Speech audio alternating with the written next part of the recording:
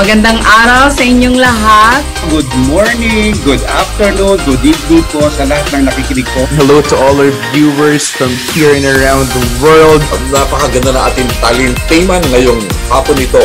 Isang mainit na pagbati po sa inyong lahat. Well, friends, welcome to the Bridges Show. I'm very happy to be here, and I think it should be a really interesting and fun topic. What are the things you want to learn? So I wanna take it from there and then I listen to them.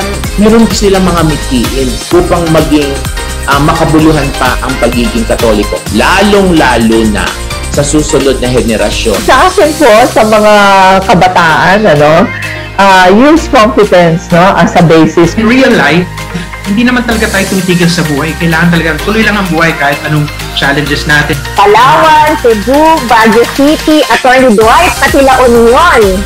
So we are saying that revenge travel is real. Mas kailangan natin na i-share ang hiwaga ng sining sa mga tao. Food and health should go hand in hand. So yan ang gusto namin paratingin sa gobyerno. So if you will just devote your life teaching, hindi ka yayaman sa pera, pero yayaman ka sa tao. Siyempre, ang pinakamaganda po naman sa ating universidad ay yung talagang natuturuan po tayo kung paano maging mabuting tao. Happy anniversary to Bridges!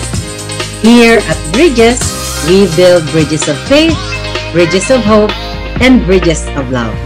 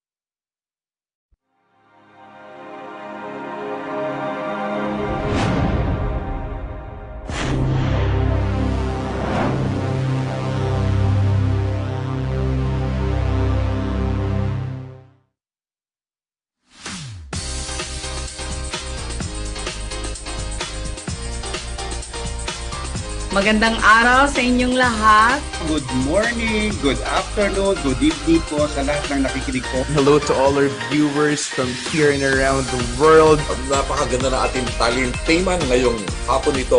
Isang mainit na pagbati po sa inyong lahat. Well, friends, welcome to the Bridges Show. I'm very happy to be here, and I think it should be a really interesting and fun topic. What are the things you want to learn? So I wanna take it from there and then I listen to them. Meron silang mga mithiin upang maging makabuluhan pa ang pagiging Katoliko. Lalong-lalo na sa susunod na henerasyon. Sa akin po, sa mga kabataan, use competence as a basis. In real life, hindi naman talaga tayo tumitigil sa buhay. Kailangan talaga tuloy lang ang buhay kahit anong challenges natin. Palawan, Cebu, Baguio City, Attorney Dwight, pati La Union. So we are saying that revenge travel is real. Mas kailangan natin na i-share ang hiwaga ng sino sa mga tao. Food and health should go hand in hand. So yan ang gusto namin paratingin sa gobyerno. If you will just devote your life to change, hindi ka yayaman sa pera, pero yayaman ka sa tao. Siyempre, ang pinakamaganda po naman sa ating universidad ay yung talagang natuturuan po tayo kung paano maging mabuting tao.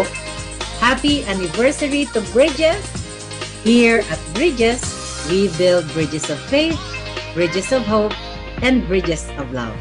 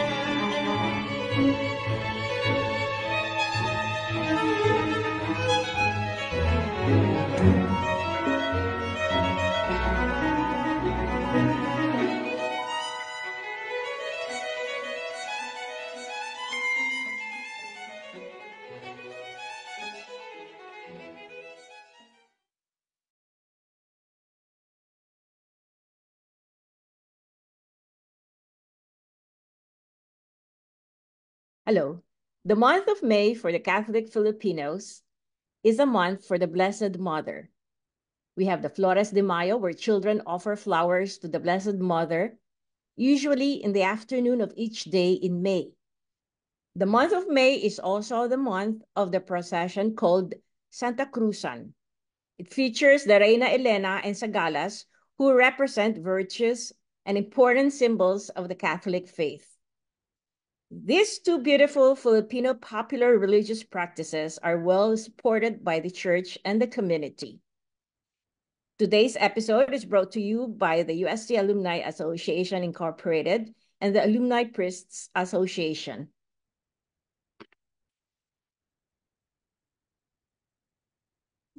Good afternoon, good morning, good evening to everyone, as we are seen and heard by friends and members of the Tomasian community all over the world. Welcome to our Bridges show. Hi, I'm Bess Asgidao, and I am a graduate of the UST Elementary and High School. So I claim to be a part of the UST Tomasino community. Ikinalakihan ko na po ang pagiging Tomasino. Before we continue, may I ask our audience to please remember to like and share our show and subscribe to our UST Tomasian Alumni Community YouTube channel and follow our Facebook page. Joining me this afternoon is our co-host, Mr. Jean Kenneth Ilagan, an alumnus of the College of Science. He is a psychologist. Hi, Jean. Hi, Miss Bess. Good afternoon. Kamusta ka naman today? We're good. We're good. Thank you. You? Of course, siyempre, doing well. Kasi actually, interesting yung topic natin today, Miss Bess. Diba? Ito yung something na we all celebrate annually. Pero historically wise, 'di ba? Gusto natin malaman ano nga ba yung pinagmulan nito, no? Of course, no. This is Flores de Mayo and Santa Cruzan in honor of Mama Mary, and today it's important that we know kung saan ba nagsimula yung culture na to. Kasi kapag, 'di ba, kapag May, no, actually lahat ng bayan sa Pilipinas, kapag May, inaabangan nila to kasi it's a showcase of beauty, gratitude, and a sign of our religiousness. And for this afternoon, excited ako makasama ka, Miss Bes, para alamin kung ano nga ba ang history ng Flores de Mayo and Santa Cruzan.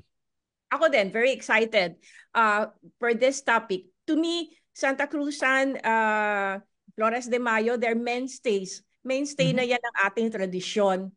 And yet, we do not know how it began, what is really the meaning of it sa ating Christianity, sa ating Catholic, sa ating Catholic community. So to have a better appreciation, we'd like to, of course, talk to those, to our special guests. And let's not stretch this. We'll just have to, do we have the honor, Jean? You have the honor to introduce our guests? Of course, no. So ito ang magbibigay ng enlightenment sa atin kung ano nga ba talaga ang Flores de Mayo and Santa Cruzan. Together with us this afternoon, no. Syempre, makakasama natin si Father Jerome Ceciliano. Si Father Jerome, hi Father Jerome, magandang hapon. Diba? He is the president of the Alumni Priest Association, and of course, he is the parish priest of Nuestra Señora de Perpetuo Socorro Parish sa Sampaloc, Manila, and the executive secretary of the Permanent Committee on Public Affairs of the Catholic Bishops' Conference of the Philippines. And syempre si Father Ceciliano obtained his licentiate in canon law from the UST Ecclesiastical Faculty. Kaya Miss Bes at sa mga kasama nating ka-bridges natin this afternoon, let's welcome Father Jerome. Father Jerome, it's nice to see you here. Yeah, good day to everyone. Lalong-lalo na sa inyo, Ma'am Bes and Sir Jean. Magandang hapon po sa inyo, magandang araw. At konting correction lang po, sir. I am now the present rector of the Shrine of Mary, Queen of Peace. Dito po yan sa EDSA Shrine. EDSA Shrine. Yung pong binanggit ninyo, that was my previous assignment as parish priest of Nuestra Señora de Perpetuo Socorro Parish in Sampaloc, Manila. So ngayon nasa EDSA Shrine ka na? Yes po, since 2022. Ay, exciting. So, Father Jerome, no? Sa EDSA Shrine ba may Santa Cruzan tsaka Flores de Mayo din? Knowing na matraffic dyan. Well, yung Flores de Maria ang tawag namin dito, hindi Flores de Mayo.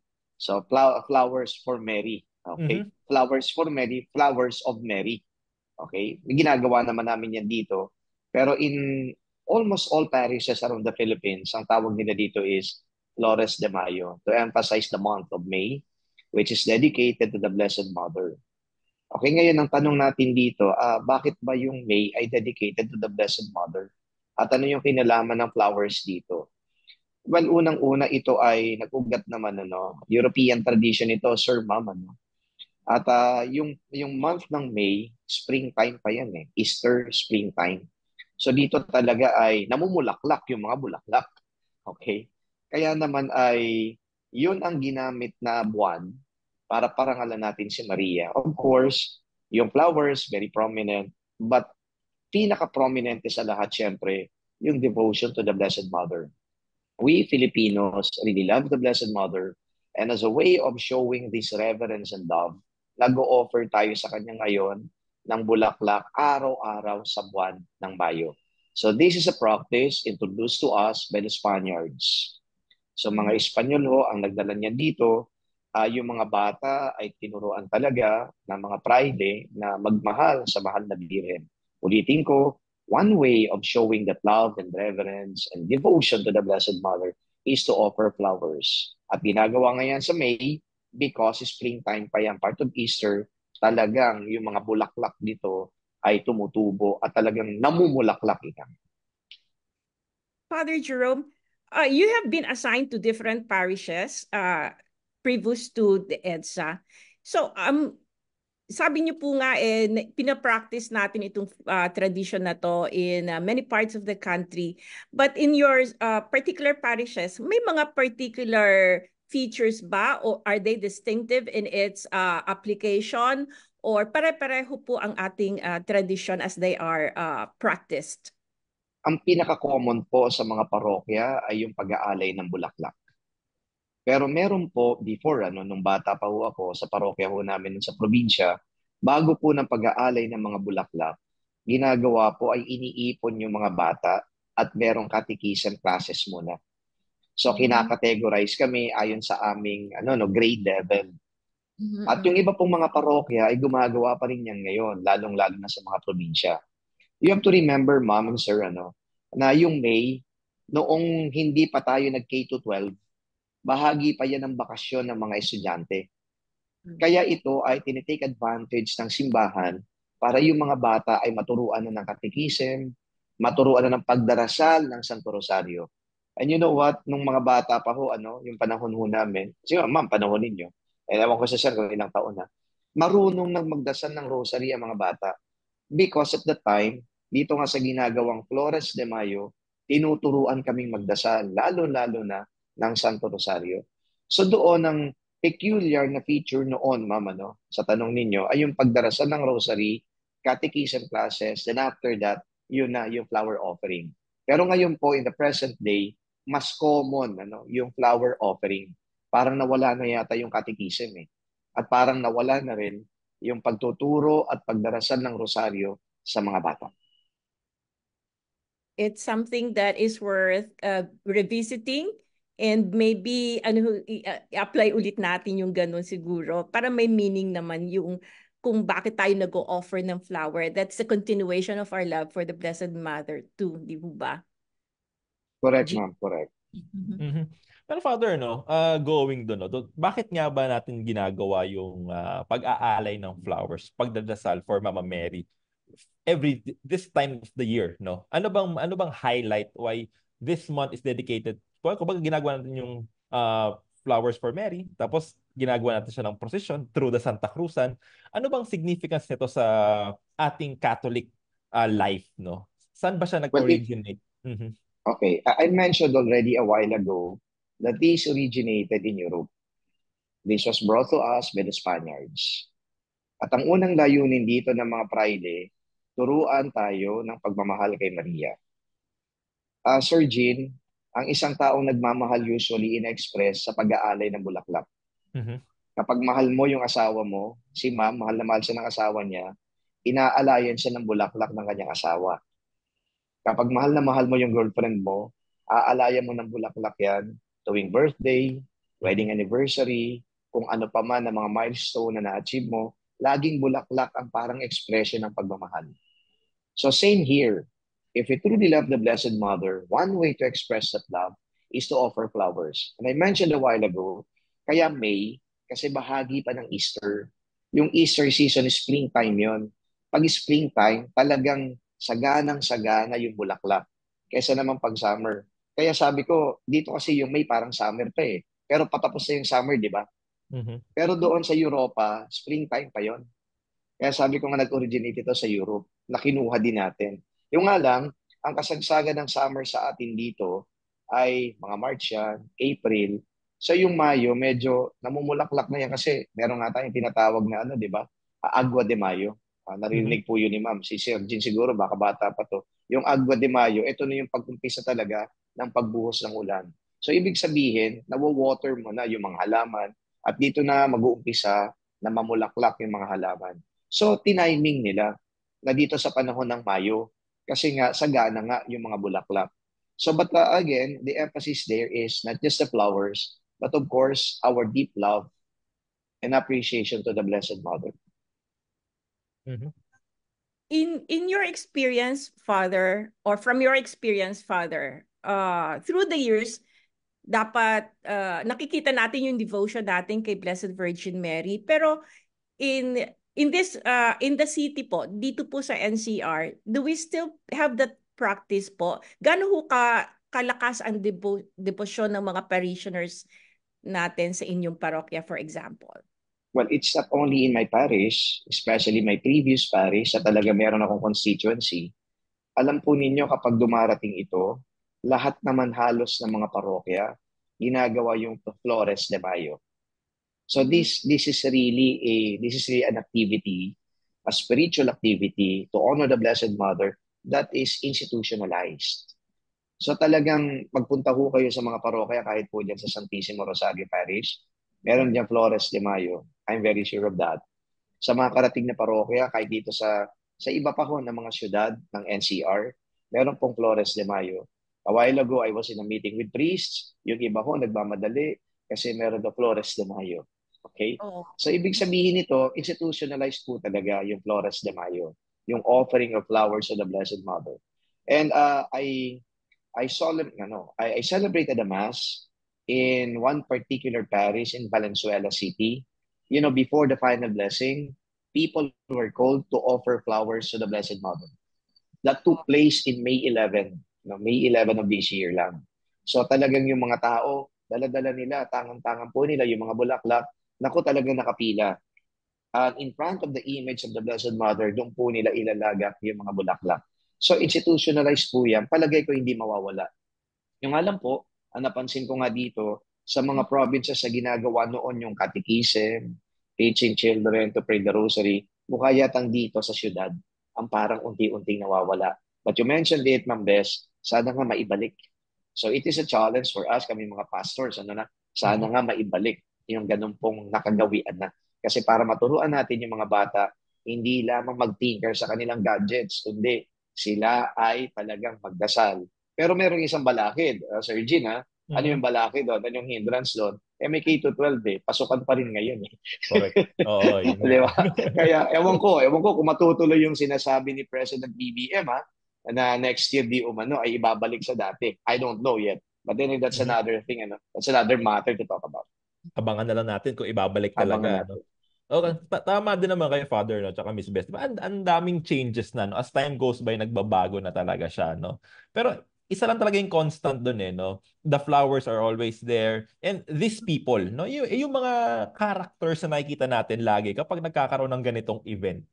Diba? Exciting na makilala. Kasi parang nangyayari is, nagkakaroon ng invitation, Ikaw yung mag-alay, ikaw yung mag-represent.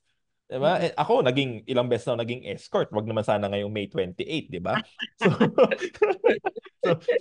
ang challenge, sino ba 'tong mga people na to, Sino ba 'tong mga character na nakikita natin? And ano yung relevance nila with Flores de Mayo, with Santa Cruzan? Ano nga ba yung differences nila? And paano nagko-connect to doon sa tradition natin? Well, number one, kaya tayo merong ganitong Santa Cruzan din, It's actually a festival na sinabay na nila dito sa Flores de Mayo. Lumalabas na yung Santa Cruzan is the culminating activity of Flores de Mayo. What is the reason behind that? Because all devotional practices to the Blessed Mother should always lead to Jesus. Kaya yung cross, Santa Cruzan, is the cross where Christ was crucified. But you don't take the cross as a different entity from the person who was nailed to the cross. Kaya kahit nasabihin natin Santa Cruzan ito, it is still Jesus who was nailed to the cross.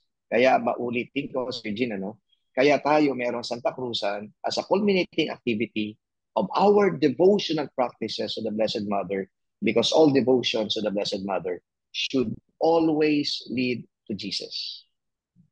Correct naman. Very, very touching. Actually, I go back to what you previously said about yung mga parishioners offering roses to the Blessed Virgin Mary.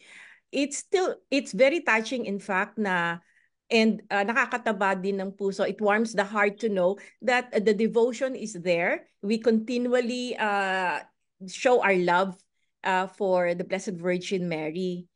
Pero itong Santa Cruzan, it's like, to me nung bata ako, I look forward to having this, to looking at the parade. Kasi parang pageantry, maraming mga tao, maraming mga characters, pero hindi ko naman alam kung sino-sino si Reyna Elena, kung sino si Constantinople, sino si Hermana Mayor. Bakit may Hermana Mayor pa po? Okay, akala ko you're looking forward to be one of the sagalas. Hindi ako nakuha. Father Jerome, pakilala kita mamaya. May experience na. Anak ko. Sige. So, si Ma'am pala looking forward to watch the parade lang. Okay. Wala ka sa child. Opo, kasi pageantry ang gaganda nila. Okay. Ginawang pageant Okay. Pero sige, banggitin muna natin si Constantinople. Yan po kasi yung Constantino Constantinople was the emperor who legislated that Christianity be the official religion of the Roman Empire. And he was the son of Saint Helena. Okay? So kaya meron tayong Elena, Reina Elena, yung kanyang consort o escort ay si Constantine. Okay? Constantine was the emperor, Helena was the mother. Queen Helena was the mother. Bakit naging prominent naman itong dalawang ito? Okay, kasi itong si Helena, siya ang nagpahanap ng krus kung saan itinako si Jesus. And she was able to find it, fragments of it, even the names, natagpuan niya. At yung ilang bahagi ng krus na to, in-store up nila doon sa chapel in the palace built by the Emperor Constantine for his mother. So ngayon, ginagawa natin itong Santa Cruzan to dramatize the part. So again, ito ay isang religious, spiritual activity because it's all about finding the cross that was found by Queen Helena. Yun nga lang, binanggit niyo ma'am kanina, naku, pageantry na to. Kasi pagandahan, di ba napasukan na ng commercialization, napasukan na dito ng mga secular meanings. So, sana hindi mawala yung liturgical, spiritual meaning of it.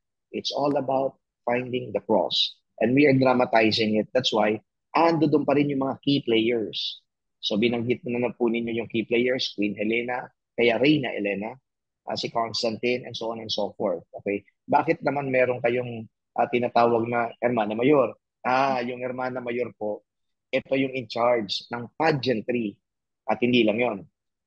Siya din yung in charge ng pagpapakain sa mga sumama doon sa prosesyon.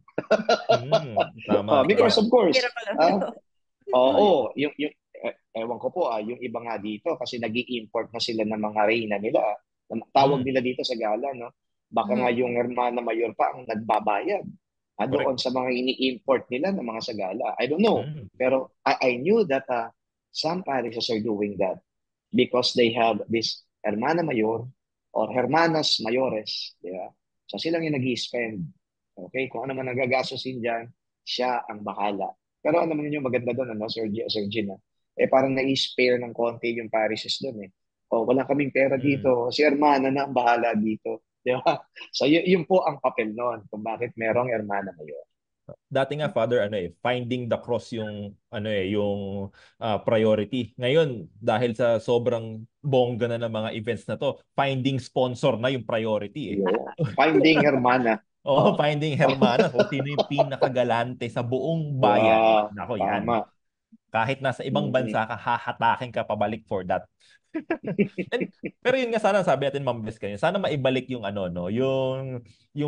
yung religiousness nung activity, no? Hindi lang siya naging isang isang showcase of beauty, no? But of course, we want to go always go back doon sa kung bakit nga ba siya ginagawa, 'di ba? Bakit siya sineselebrate, no? It's not just because of showcase of talent, showcase of beauty, but also a showcase of our love to Mama Mary. Yan naman ang goal natin, 'di ba? Kaya nga, Father, nabanggit ko kanina, no, na ano bang ikaw bilang isang isang priest, you are ikaw ang head ng isang church, no? Ando ka lagi sa view. Pero alam mo ba, Father, ang feeling ng isang nagsasagala? Nako, may natanong ako, yung iba excited. Napatanong ko sila eh. So what do you feel right now? Excited pa, yung iba ninenervyos. Di ba? Kasi layo na nilalakad eh. Oo, hindi lang. Yung iba naman excited, ninenervyos. Yung iba naman, parang unti-unti nawawala ng kumpiyansa. Alam niyo kung bakit? Kasi minsan mainit pa rin yan sa tindi ng gown, makeup. Sila parang anxious, Parang yung makeup ko ba, baka naman natutunaw na. So, kumbaga dito ay samot-sari di ba mainit na, halo-halo na. Halo-halo na yung kumbaga nararamdaman nila na kumbaga ay na feelings, emotions. But then again, I think, mas masaya dito yung mga magulang. Kasi it's something that they are proud of, na yung kanilang anak ay isagala. Yung unang pinanggagalingan ng galak nila at saya nila, kasi itinuturing na yung anak nila ay maganda. Di ba? Yung mga sinasagala, sabi nila ay magaganda. So yung mapili ka, na ikaw ay maging isa sa mga sagala, well, that is really a proud moment, especially for the parents. Kasi yung anak daw nila ay maganda. So yan, ando doon na lahat, Yung mga nagsasagala, syempre, proud din naman sila. Pero yun nga lang, minsan nababahira na ngayon, yung parang anxious, di ba? Tapos minsan ninenervyos, excited. Ay, yung mga magulang talaga, sila yung very proud. Sila yung talagang overly excited. Ayan. Perfect. Ang ganda ng introduction mo para sa guest natin, Father. Sabi mo Okay. maganda. Diba? Maganda. Busilak ang puso. Yung Mm-mm. yung anxious feel ko hindi eh. Parang feel ko kaya niya bit-bitin with confidence yung ginawa niya. Nagsagala siya last year. 'Di ba? So etong next guest natin, nagsagala siya, Father. Last year lang. 'Di ba? She's a graduate of UST College of Education. Tapos, Father, bakalain mo, teacher pa sa UST Junior High School. So imagine mo, no, hindi lang siya sa gala queen, but also teacher din. So alam mo yun, hindi lang parents niya yung proud sa kanya. Most likely pati students niya. Nung Yes, nakita siya, oo, oy, tama. teacher ko yan. Let's welcome to this afternoon session. Siyempre kasama natin, walang iba, si Ma'am Teresa Calzado Ramos. Ma'am Tess, magandang hapon. Good Welcome to the afternoon show. po. Good afternoon, Ma'am Bess. Sir Okay. Jean and Father Jerome, good afternoon po. Thank Ayan. you So naman sa napaka-fantastic na introduction. ay of course, okay. Eh si Father nag-introduce sa'yo. Si Father ba? Galing mag-segue. Thank you po. Ang ganda ng Thank you, introduction ni Father. Father. Glad to see you, Ma'am Tess. Yes, happy to see you too. And thank you po for inviting me again. Actually, I've been hosting for 3 times na po yata. This is actually my first time as guest. So, this goes to my story na first time kong mag-guest sa Bridges. Maraming salamat for the Ayan. opportunity. Ganito talaga yung growth dito sa Bridges eh. Host ka muna, tapos Opo. magiging guest ka. Opo, susunod sponsor na to, Father. Oo, sponsor na yan. Tapos next time, ikaw na yung Hermana Mayor core ka ng na. Bridges. Hermana Mayor. O, tama po. Speaking of Hermana Mayor, last year when you joined in Santa Cruzan, ano yung role mo doon? Yeah, I was Reina del Santissimo Rosario po. I actually represent, I think it's an alumni event, no? The Santa Cruzan I joined was an alumni event. I think every alumni associations was supposed to be represented by a certain Reina. So I represented po the College of Education Alumni Association.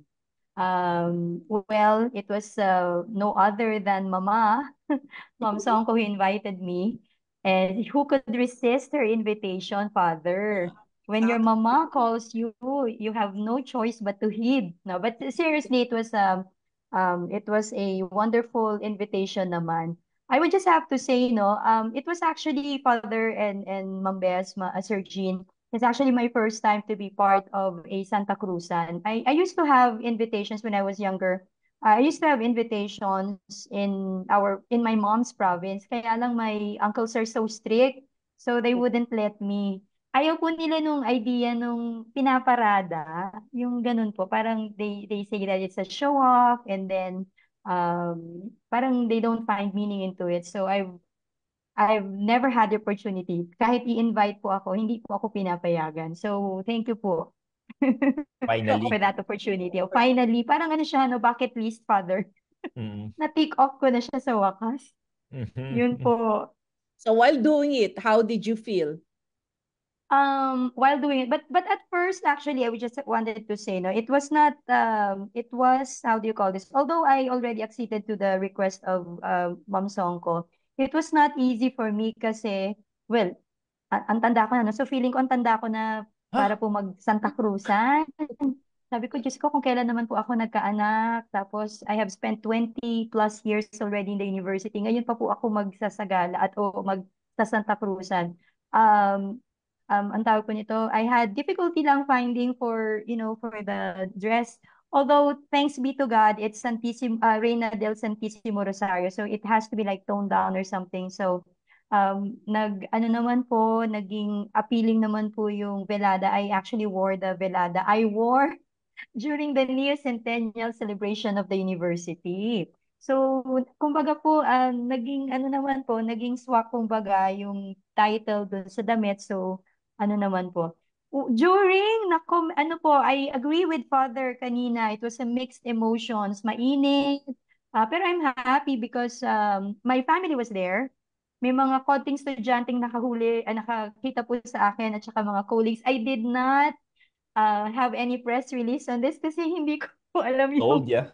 Told ya. Opo. Pero hindi ko po pinag-anuhan, ano bang tawag po ito? Hindi ko naman po pinress release that I would be part of the Santa Cruz, and they just saw me in the campus, and then of course when I posted it in my social media, out of gratitude for the opportunity naman po, that's why I posted. But definitely it was a mixed emotions. But above it all, I felt blessed to represent our alumni association and to be part of the first Santa Cruzan resumption po kasi yun ng of the event after the long pandemic.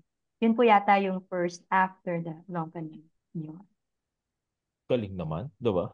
Grabe, no? Opo, kaya syempre happy po ako. May Oo. konting pride syempre dahil halayan mo yun. Ang dami-dami magaganda sa College of Education Alumni Association. Oo. Ako So, Father pang Jerome, hampas lupa ang napili.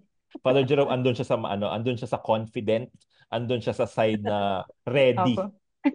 Wala siya doon sa anxious, wala siya Kasi doon sa po, side na hindi, may kinakabahan. anxiety naman, Sir Jean. Kasi nga, sabi ko, saan ba ako kukuha ng damit? Ay, Kasi hindi. naman, di ba, Father Jerome, you don't keep dresses for events like this. Kaya talagang medyo effort.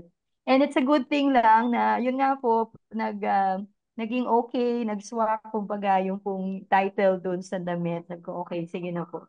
Naging problema pa yung aking konsorte. Kaya sa dami po ng pumarada, ako lang po ang walang escort. But that's okay. Yun po yung confidence ko. Wala akong kasama. Meron ka atang video. May video ka bang niready may dyan? video ako. Or may picture ka ba nun? Yeah, we want to see that. May picture ka ba nun? Hahanapin ko nga yung picture mo, Ma'am Opo, Tess. mag-friends po tayo sa FB. You can see my post on that day. But it's one of my core memories, in all honesty. It's one of my core memories, syempre. Anything for my alumni, my alumni association, anything for my alma mater. Yeah. Pero Father Jerome, may tanong ako sa'yo. Na-mention nga ni Ma'am Tess, no, ang ganda nung name niya. Si Reyna Santissima Del Santissimo Rosario. Sino ba 'tong mga Reyna na to, Father? Now curious ako. Like, ang dami nila eh. Parang kada Flores, kada Santa Cruzan, parang 20 ata sila eh. Would you know, sino ba itong mga nagre-represent na to? Yung title ni Ma'am, Our Lady of the Rosary yun. Kay Santissimo Rosario, Our Lady of the Rosary. You have to remember also that meron tayong tinatawag na Litany of the Blessed Virgin Mary. So yung ibang titles doon, dito sa mga sagala, doon kinukuha sa Litany of the Blessed Virgin Mary. But of course, we can also add others, especially yung iba pa ng mga biblical din. Meron pa nga dyan, Methuselah. Methuselah, ito yung pina-oldest, So meron pang ganun, So it's up now to the organizers, to include kung sino yung mga characters, both biblical at saka dun sa Litany. So Our Lady of the Rosary, of course, part ng Litany yan.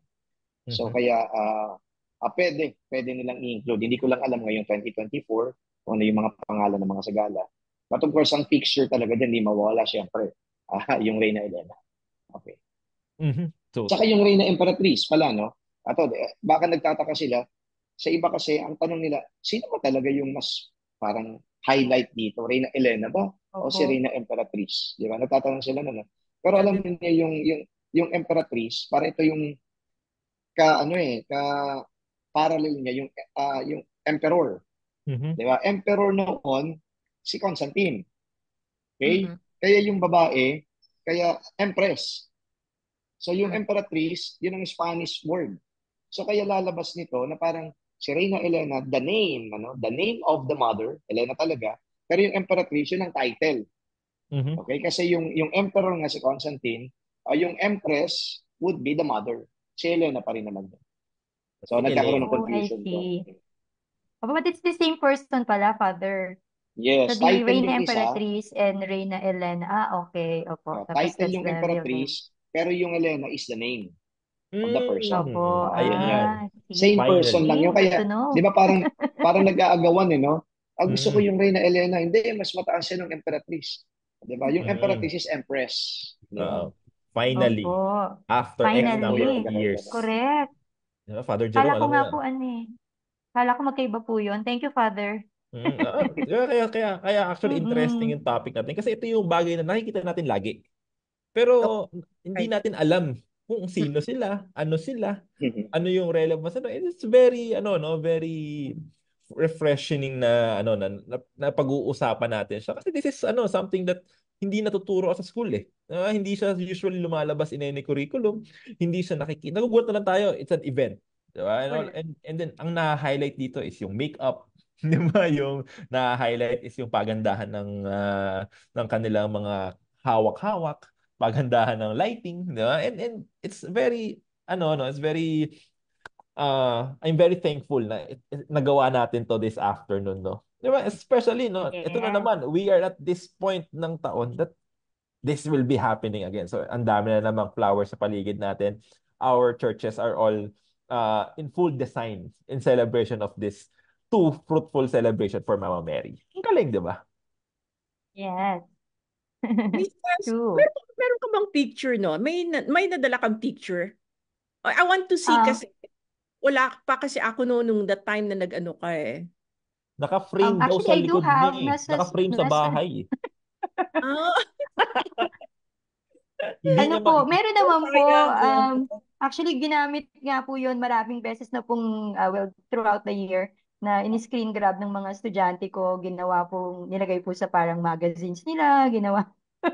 Kasi parang, si Ma'am ba yun? May ganun pong feeling. Anyway, baka po, may papakita naman po yata. Sige na nga po, pakita nyo na nga po yung aking Santa Cruzan stint last year. Oo. Alam nyo, mahirap talaga kasi si Ma'am Tess kasi siya, prominent person siya sa junior high school. Alam naman, di ba, pag student, no, they're always proud of their teacher. Naku, mga batang to. Kasi po, I'm not used to wearing such. Kaya po pagkakita dun sa post ko, kasi para siguro at the back of their head, si Ma'am ba yun? Oh, yes. Yun, ako nga, nagulat ako eh, na parang, pero something to remember. That was last year. Ayan po. Yes. Ano po siya? Of course, I was wearing the velada nga I wore during the New Centennial. So matagal na po yung damit na yon, 2012 pa. Grabe talaga yung maintenance. Oo, 2012. Pero gustong-gusto ko po yung yung binigay po. Ayan po ako. Ang ganda. Thank you po. Tapos gustong-gusto ko po yung, of course, really nice. nice. Po. Thank you po. Actually, parang technically it's called velada. Yun po yung tawag po talaga. At authentic po yan kasi ang maker po ng aking kasuotan ay taga CCP po mismo ang gumawa niyan. So it's really authentic. Tapos po, gustong-gusto ko po yung hawak po. Well, let's not call it props. Yung pong, symbol, this is my family. Yan, they were there. Yan po ang aking pamilya, very supportive sa akin. Yan. Tapos po, yung pong malaki pong rosary, yung pong pinaka-highlight po nung aking pong kasuotan. Actually, it's not really the velada, but yun po ayan po, ang ating Alumni Association. Of course, officers po yan ng Alumni Association of the College of Education. Very soon. Thank you po. Ayan. Ma'am Somes na ayan. Ibang iba talaga. Opo, di ba iba? Official photographer ko ang aking supportive na husband. Kaya kung saan niya ako pinagkukuha ng picture. Pinapatayo. Thank you po. Opo. Ang ganda. Ay, ang galing. Thank you po.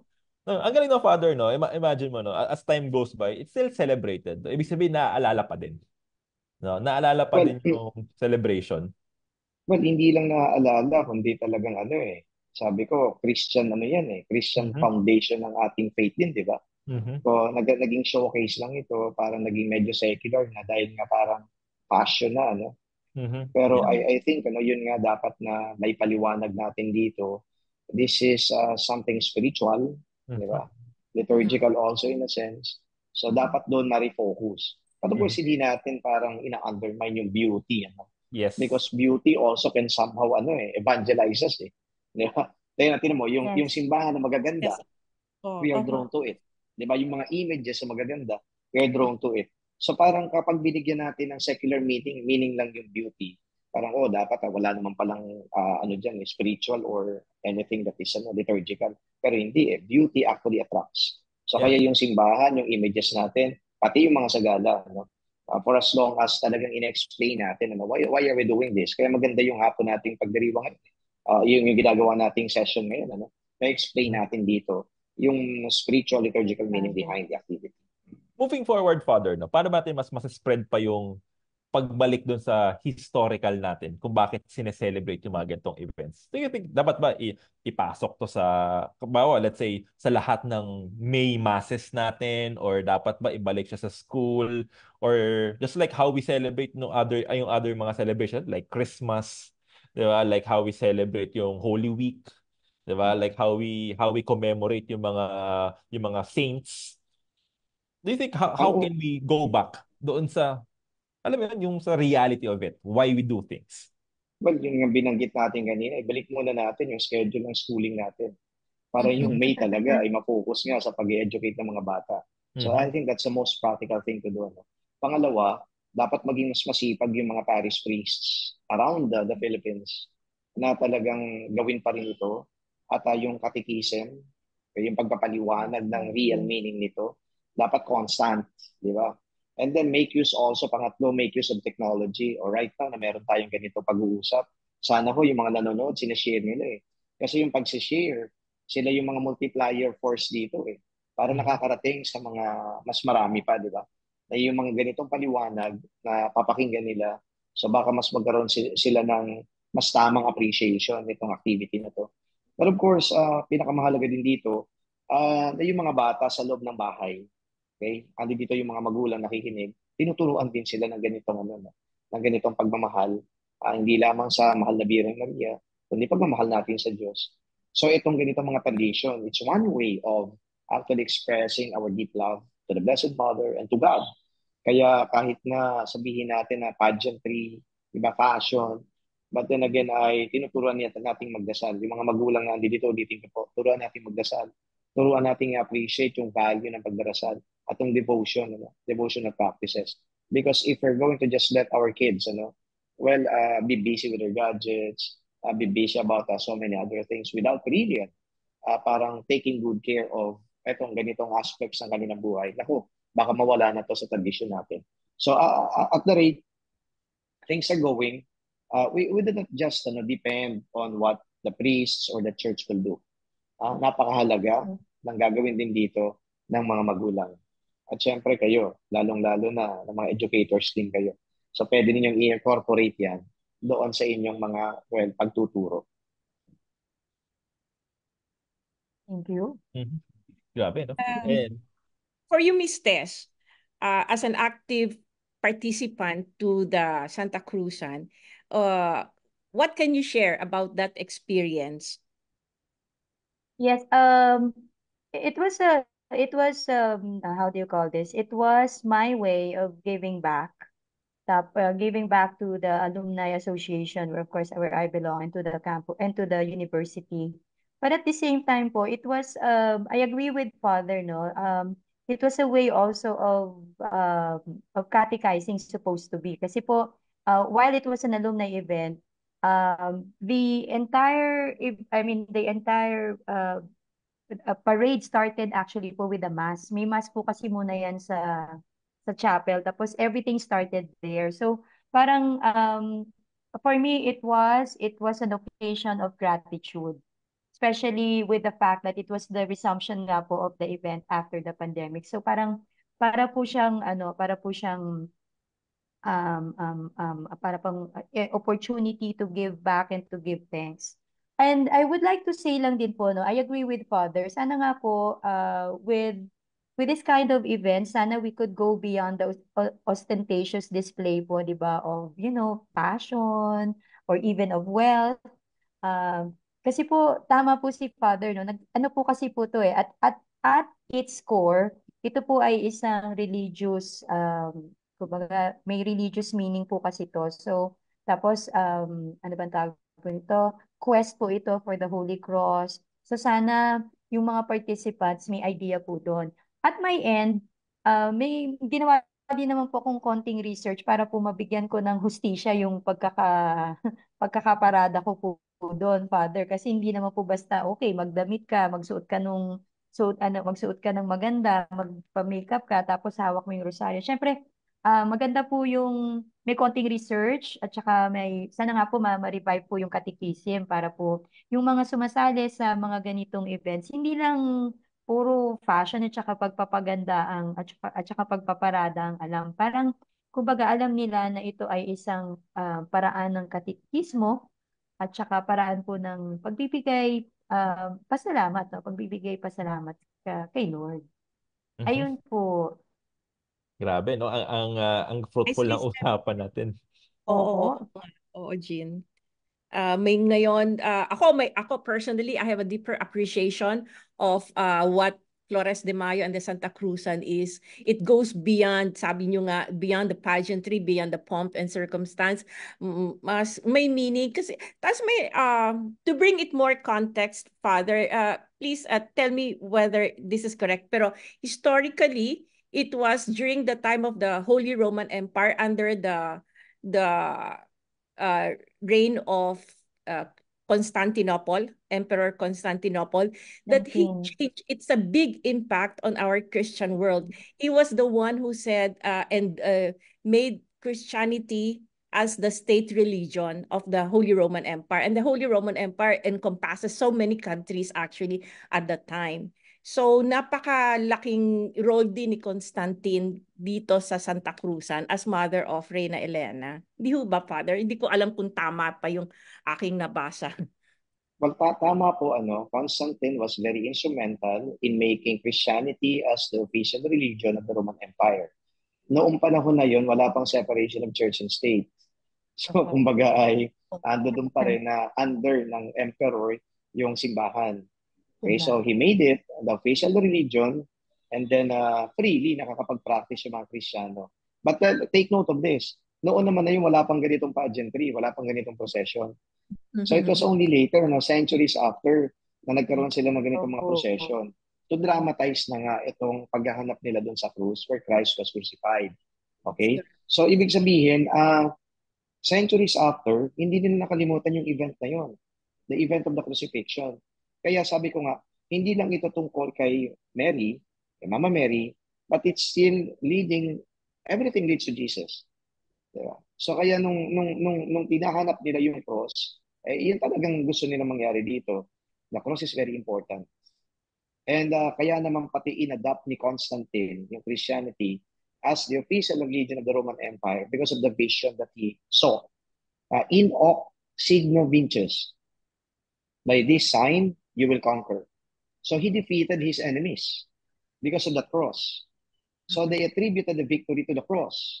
Kaya naman labis-labis talaga yung kanilang pasasalamat dito sa Diyos. Kaya yung pagkilala nila, sabi nila, kikilalanin natin yung Diyos na ito, kaya hanapin natin yung krus kung saan siya ipinako. So the mother was the one who ardently looked for it. So si Queen Helena ngayon, nakita niya yung ilang remnants, meron pang nail, yung nail na pinagpakuha. And then nakikita niyo po yung INRI, di ba? Kalagay doon INRI, nakita din nila ito, Ang ibig sabihin ng INRI, Jesus Nazarenus Rex Judiorum. So that's a Latin inscription. Jesus Nazarenus Rex Judiorum. Jesus Christ, King of the Jews. King of the Jews, okay. Jesus of Nazareth, Jesus Nazarenus Rex Judiorum.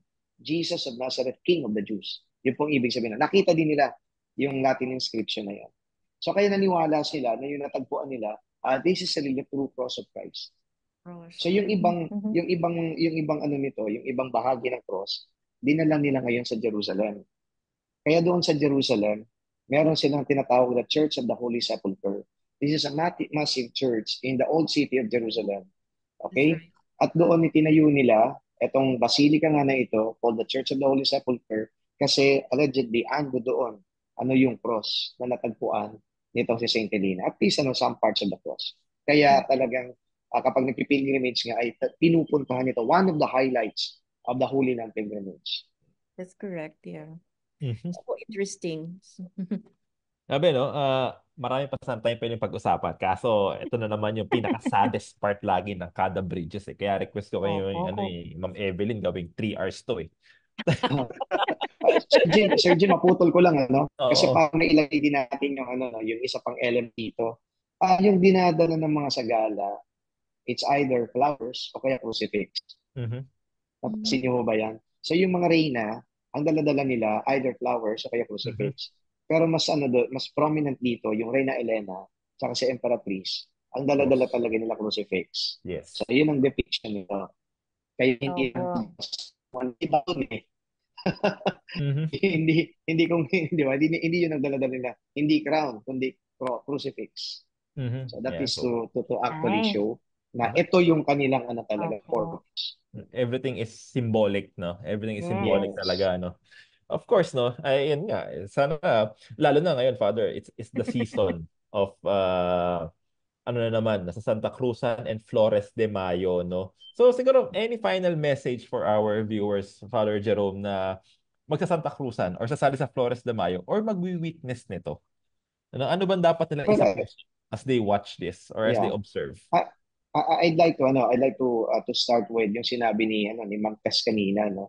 Na talagang inaral niya, 'di ba? Baka dinasalampan niya. Kasi parang she's really into that role, ano? Sana ganun din. Some people will be invited to take part in Santa Cruz. So it's not just pageantry, but there is a very rich and a spiritual, then liturgical and cultural meaning to it. So sana nga ay aralin din nila, no? Magkaroon din muna sila ng background. So that when they smile, it's not actually parading their beautiful faces. When they smile, they are actually proud of the fact that they are part of this activity in search of true cross. So, nakita niyo po yun.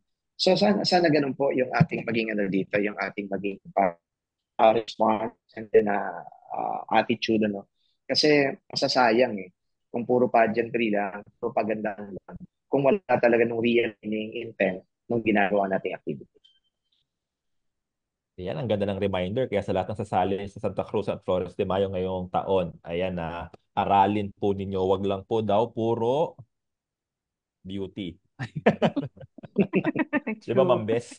With that, nako, thank you very much, Father Jerome, Miss Tess, for gracing our show. So, yung topics natin, matagal nang nasa atin, pero we keep on improving on our learning, on our knowledge of the practice. Now we know that it's more than cultural, it's also an spiritual, malaki yung impact ng spiritual practice ng Flores de Mayo and the Santa Cruzan. Hindi lang siya cultural, but Filipinos being Filipinos, we will always find something to be festive about, something to celebrate with, especially month of May. That's the month of abundance, of harvest. And so we celebrate sharing of what we harvested. We look forward to these things. But and in celebrating, we incorporate the church also, because that is also what you said, core din natin yan in many parishes, sa mga provinces talaga, important part of the community ang parish, ang parokya, parating kasali. And so the merging of the cultural, the spiritual celebration of the Filipino tradition. Father, I'm not so sure. Is this only a Filipino practice, or the devotion to the Flores de Mayo and the Santa Cruzan? I have not seen in other countries. It appears that Santa Cruzan is really a Filipino practice. Pero yung Flores de Mayo, it was actually from Spain. Okay? Kaya yung iba doon talaga, pinapractice nila yan. Pero hindi ko na lang alam din ngayon kung ganun pa rin, masigasig pa rin nilang pinapractice. But since it came from Spain, I would assume na talagang pinapractice sila noon. Tayo, kahit pa paano, ay napapanatili pa rin natin. It's a good thing. It's a good thing, and it's a mark of Filipino devotion to the Blessed Virgin Mary, and at the same time talaga showing the tradition of the Filipinos for love of anything that is good, that is abundant, that is sharing with the community. I think that to me that sums up yung devotion natin, the celebration of Santa Cruzan, Flores de Mayo. Halo-halo siya, pero kasi meron namang may goal sa church and yung ating pagka-Pilipino. and as Father said, it could only be a good thing. Thank you again. Thank you for this.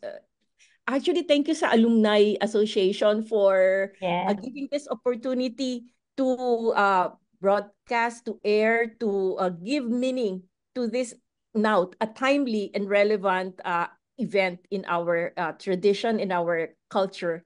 Hindi ho ba? Correct. Tama ka dyan, Miss Bess. Diba? Diba, Miss Tess? Opo, tama siguro, po. siguro po i-plug na rin natin that the Alumni Association will have its Santa Cruzan na naman ngayong taon na to. I think it will be on May 28, ano? Yes. So, sa Tama. katulad ng sinabi ni Ma'am Tess, it will start with a mass. Ako po yung magsa-celebrate ng mass, just si like Father last year. pala. Nice, So, Father. it will be a mass at Santísimo Rosario Parish on May 28, and then after the mass, doon na uumpisahan yung procession. So, hindi po ito rampa, ano? Procession ng tawag natin. Procession po talaga. Kaya ako gusto ko manood, no? Manood po, manood. Kaya mo yan, kaya mo yan, Sir Jean. Manood kasi iba yung para ma-validate niyo alok po sa yung akin feelings kanina. ko.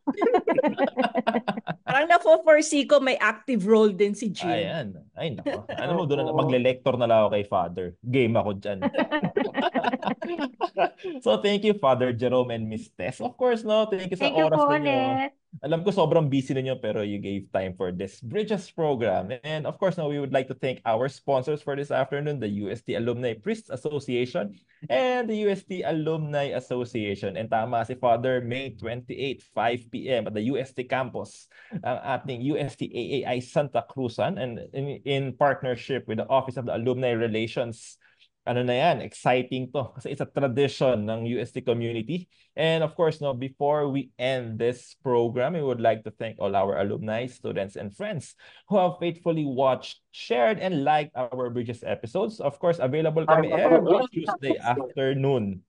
Diba? So, lahat ng mga viewers natin ngayon, please share and like our Facebook page, and available din tayo sa YouTube kung saan nyo mapapanood yung past Bridges episode. And syempre, next week may aabangan na naman tayong bagong episode, di ba, Miss Bess? That is right. Another exciting topic awaits us for next time, next Tuesday. Thank you, everyone. Do watch Bridges again on Tuesday for another exciting episode. Always remember, here at Bridges, we build bridges. Bridges of faith. Bridges of hope. And bridges of love.